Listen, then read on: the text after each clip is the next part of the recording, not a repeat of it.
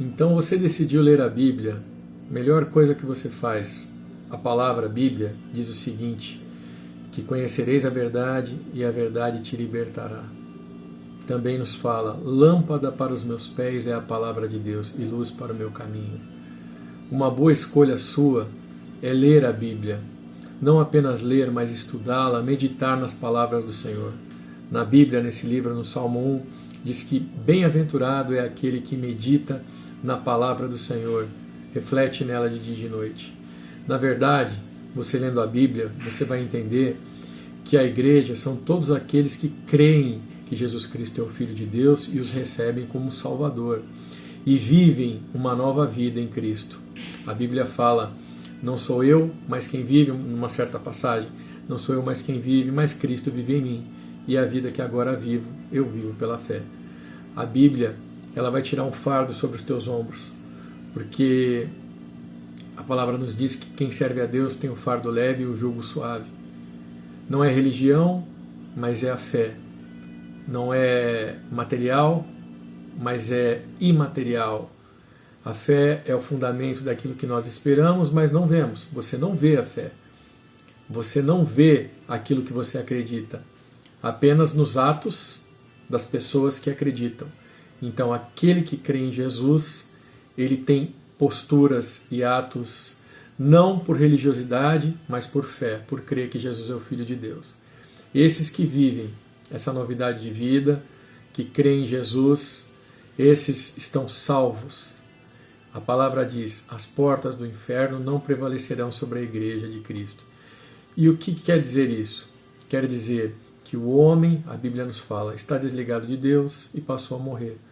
Mas por Jesus, pela sua salvação, pelo sacrifício que ele fez por nós, nós estamos perdoados e novamente ligados a Deus. Isso quer dizer que se você é a igreja, você crê em Jesus Cristo. E se você crê, você pratica aquilo que ele ensinou. E se você pratica aquilo que ele ensinou, que é amar o próximo, que é amar o inimigo, que é amar Deus acima de todas as coisas, você está salvo. Você é a igreja. E por você crer, e você pratica essas coisas porque você crê. Você quer mudar, você se esforça por mudar, você luta contra o pecado porque você crê. Isso é a prática do Evangelho, isto é a santificação na qual a Bíblia fala que ninguém verá a Deus sem santificação. Santificação não é um monte de peso que a religião põe sobre os ombros, que os homens falam, não. É a tua busca diária de leitura, de entender a vontade de Deus, que é simples, muito simples, meu irmão. Não precisa pagar, é de graça, mediante a fé. Não é nada que você faça porque você não merece, nem eu mereço. Nós não merecemos nada, é presente de Deus. Basta que nós cremos. E aquele que crê será salvo, mas o que não crê já está condenado. Então, é muito simples, é muito simples. O Senhor não vem buscar hipócritas, pessoas que se dizem cristãos, servos de Deus, mas não são. Ele conhece os verdadeiros adoradores, são aqueles que o adoram em espírito e em verdade. Então, a Bíblia, a palavra dele, diz o seguinte, que ele nos mandou orar e vigiar, porque, na verdade, o nosso espírito está preparado. Se você já aceitou Jesus, ou ainda vai aceitar após começar a ler a Bíblia, após você aceitá-lo, isso é pessoal seu com ele, viu? Você aceitou ele, você é simples assim. Após você aceitar Jesus, você está liberto, você está salvo. Glória a Deus. Vamos à explicação da Bíblia. Aqui, ó, este livro aqui, ó, para você que está começando a ler. A Bíblia, ela é dividida em duas partes. O que divide essas duas partes? O nascimento de Jesus Cristo. Veja, a Bíblia é o projeto de salvação de Deus para o homem. Quando o homem pecou, passou a morrer porque se desligou de Deus. Mas Deus, desde o início, tinha um projeto de salvação, que é o Senhor Jesus, que viria nos salvar. Então, quando o homem, aqui no livro de Gênesis, que é o primeiro livro da Bíblia, aqui, ó, primeiro livro da Bíblia é o livro de Gênesis. Tá vendo? Inicia aqui, ó. Gênesis, primeiro livro da Bíblia. aqui vai dizer que o homem foi feito perfeito, que não morria, todas as coisas que Deus criou, mas que o homem se afastou de Deus e passou a morrer, porque se desligou de Deus devido ao pecado. Então, esse livro, Gênesis, quando o homem ele peca, Deus mata um animal para cobrir a nudez do homem, porque o homem percebeu que estava nu. Antes ele não percebia porque ele não tinha maldade, era como uma criança, sem maldade. Mas, adquirindo o conhecimento do bem e do mal, ele adquire a maldade, vinda pelo pecado, pelo afastamento de Deus. Vê que está nu. Então Deus mata um animal para cobrir a nudez do homem. Isso já apontava para Jesus Cristo, que é o Cordeiro que foi morto desde a fundação do mundo. Por isso sabemos que era um cordeiro. Cordeiro, a palavra cordeiro é o animal, mas significa acordo. Que bênção, né? Mas vamos ser objetivos aqui. Este livro, a Bíblia, ele contém 66 livros. O primeiro é Gênesis, está no Velho Testamento. E aí, do Velho Testamento, após Gênesis, vai vir os livros ali da passagem dos judeus pelo Egito, porque em Gênesis Deus escolhe um homem aqui. É muita coisa que vai acontecer, mas Deus escolhe um homem da terra que se chamava Abraão. Dele vão nascer os judeus, tá? Deus faz uma aliança com Abraão. Jesus vem da descendência de Abraão, dos judeus, tá bom? Então, ali nós teremos outros livros, que são os 5 livros, que o primeiro é Gênesis, depois é Êxodo, Números, Levítico, Deuteronômio, que fala da passagem do povo de Israel no Egito, né, o período que eles ficaram lá, que eles chegaram, que eles ficaram, que eles saíram. Depois tem um período que Israel teve juízes, depois, que é o livro de Juízes, depois vem os reis, né, as crônicas, os reis, né, que primeiro foi o rei Saul, depois o rei Davi, aí o descendente de Davi, Salomão, e os demais reis que vieram, cativeiro babilônico, né, ali os profetas maiores e os profetas menores. Então, dentro do Velho Testamento, tem uma série de livros, o livro de Daniel, um livro maravilhoso que relata o cativeiro babilônico, e sempre o Senhor com profecias falando da vinda do Messias e do seu projeto de salvação, tá? Então a Bíblia, o Deus comprova que a Bíblia é a palavra dele, porque nesse livro a gente tem aproximadamente aqui 6.000 anos de profecia, tá? Antes de Cristo 4.000 anos e depois de Cristo 2.000 anos, até chegar na nossa época. Então veja bem, esses 4.000 anos, a profecia era que o Salvador viria. O Salvador veio, se cumpriu na pessoa do Senhor Jesus, que se fez sacrifício por mim e por você, tá? Então a Bíblia é separada nisso. Quando Jesus vem, aí muda-se tudo, porque a outra parte da Bíblia será o Novo Testamento. São 27 livros, tá? 4 evangelhos, descrito pelos seus apóstolos. O primeiro apóstolo ali, Mateus, ele descreve Jesus como o rei, porque ele é da descendência do rei Davi, judeu, e isso foi profetizado, né? Então, como ele disse, Deus comprova que a sua palavra é a Bíblia, porque neste livro contém profecias que se cumpriram, que estão se cumprindo e que se cumprirão. Isso em todos os tempos, meus irmãos. E nada do que tem aqui está errado. Tudo se cumpriu exatamente como foi previsto. Isso comprova, tá? Outra coisa, em nenhuma religião você vê a previsão da vinda de algum Messias, né? Que viria, que nasceria. Não. Só a Bíblia tem a previsão de um Messias que viria e que veio e que se cumpriu. Se cumpre exatamente como Deus planejou. Às vezes você ouve falar, se Deus existe, nem Jesus agradou a todos. De forma nenhuma. Jesus não veio para agradar a todos. Jesus veio para cumprir os planos de Deus, para te salvar e me salvar. Por isso você precisa ler, para entender que a gente não está condenado a este mundo de injustiça e de tristeza. O reino de Deus virá. As promessas de Deus estão nesse livro. Você precisa desse livro, você precisa meditar nesse livro todos os dias. Então, aqui no Novo Testamento nós vamos ter o Evangelho de Mateus, tá? Deixa eu abrir aqui para você ter ideia.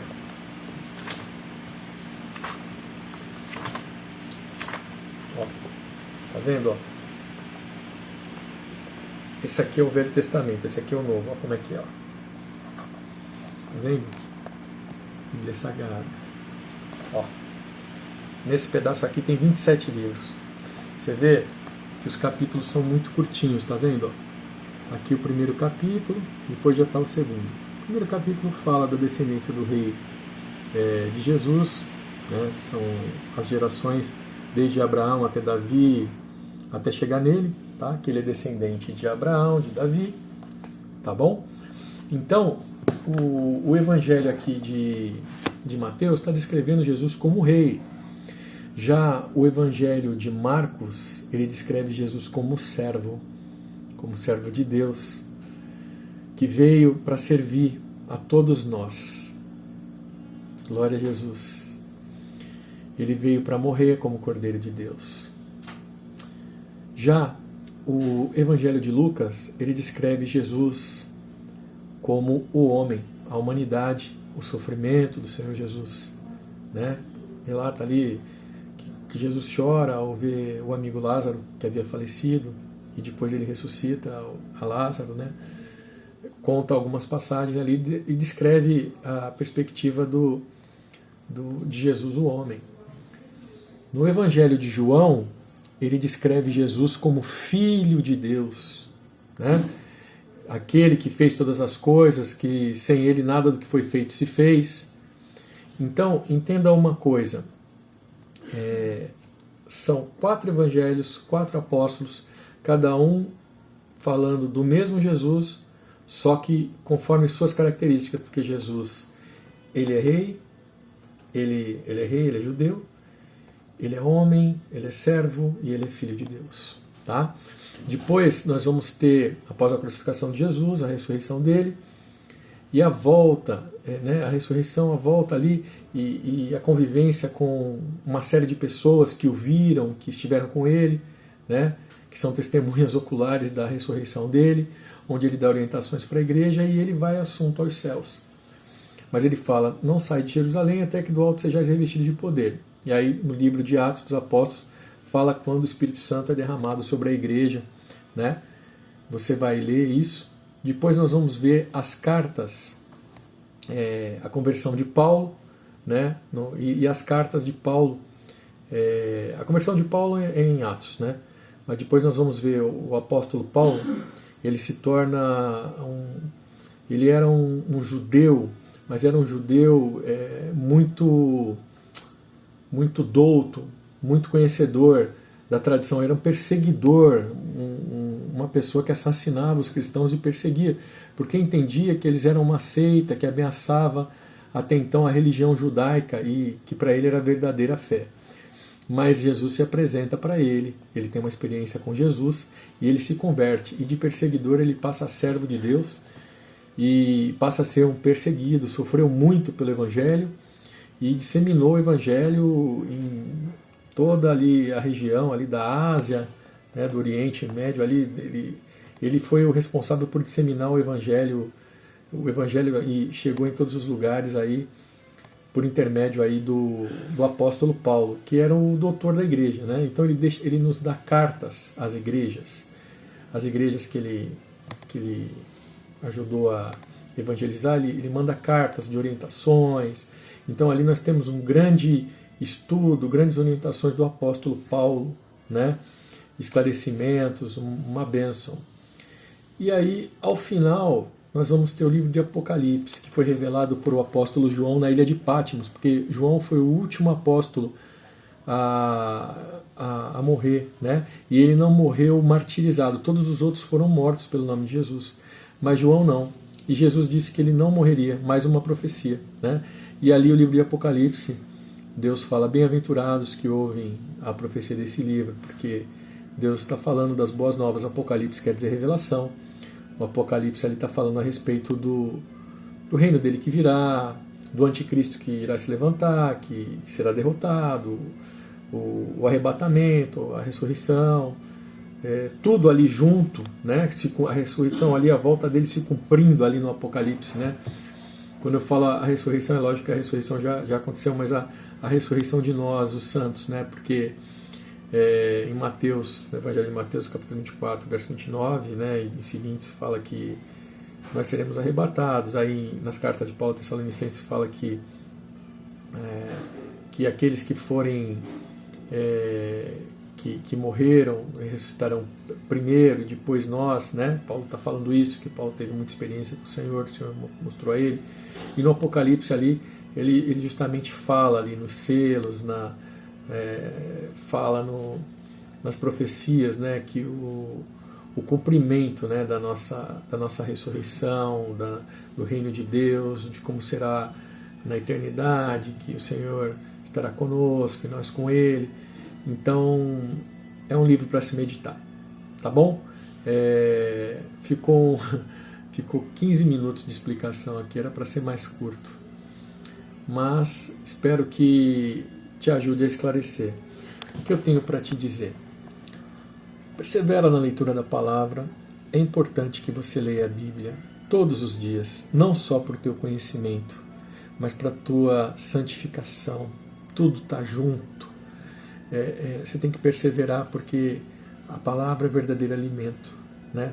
Jesus, ele fala ali para Satanás, quando ele joga na cara dele que ele precisava de alguma coisa material porque ele estava com fome, ele fala assim: nem só de pão viverá o homem, mas de toda a palavra que procede da boca de Deus. A Bíblia é a palavra que veio da boca de Deus. Se alimenta disso. Isso é o verdadeiro alimento. Qualquer coisa que você fizer nesse mundo vai perecer no caixão, mas aquilo que você faz segundo a palavra de Deus permanece para sempre, é para a eternidade. Na verdade, o que nós enxergamos com os nossos olhos não é real. O real é aquilo que não vemos, é a eternidade, que é. Isso aqui é um tempo, é passageiro. Persevera na leitura da palavra, na oração todos os dias. Separa separa um horário do dia para você ler e orar. Que seja meia hora no início, né? No mínimo, leia um capítulo por dia, medite nele, reflita, persevere nessas orações. E entrega a tua vida para Jesus, conforme você for entendendo. Se você não entregou a tua vida para Jesus, faz a tua oração, entrega a tua vida para ele. Fala com Deus: Senhor, eu aceito Jesus como meu Salvador. E é isso, e seja liberto de todo o misticismo, de toda superstição, de toda religião. Isso tudo vem para trazer dúvida para o coração do homem. São meios de salvação. Só existe um meio de ser salvo, que é crer em Jesus. Por isso que as portas do inferno não prevalecerão sobre a igreja. Porque a igreja é quem crê em Jesus. Se você crê e aplica e vive aquilo que Jesus ensina, acabou. Não prevalece, porque o que nos mata é o pecado. E o que nos salva é crer em Jesus. Então, se você crê em Jesus, você está salvo. O pecado não te toca. A criação do inferno, a porta que dá acesso ao inferno, a criação do inferno, criada pelo inimigo das nossas almas, não vai te alcançar, porque você crê. Amém? Que Deus te abençoe. Se você gostou, curta, compartilha, deixe teu comentário. Que Deus te abençoe. Muito importante que você compre uma Bíblia que seja tradução João Ferreira de Almeida e versão revista e corrigida, tá bom? Letras grandes, Novo e Velho Testamento, tá ok? Conforme está nesta foto aqui, ok? Você pelo Mercado Livre pode encontrar uma boa Bíblia para comprar. Eu estou te recomendando essa versão porque hoje em dia nós temos muitas ideologias, né? E pessoas querem perverter aquilo que está escrito na Bíblia. E o que nos interessa é a tradução conforme estão nos pergaminhos, tá? Então, João Ferreira de Almeida, ele traduziu conforme os pergaminhos. Então, não tem alteração naquilo que é a intenção da vontade de Deus, tá bom? É o melhor que você vai poder estar lendo para meditar na palavra de Deus, ok? Aqui, como eu havia lhe falado, tem o índice, né, do Velho Testamento com os seus livros, e aqui o primeiro livro, que é o livro de Gênesis. Já nessa parte nós temos o Novo Testamento aqui com o índice, né, e o primeiro livro do Novo Testamento, que é o Evangelho de Mateus, o qual descreve Jesus como rei. Como eu disse, ao todo são 66 livros da Bíblia. Que Deus te abençoe na tua leitura. A paz do Senhor Jesus.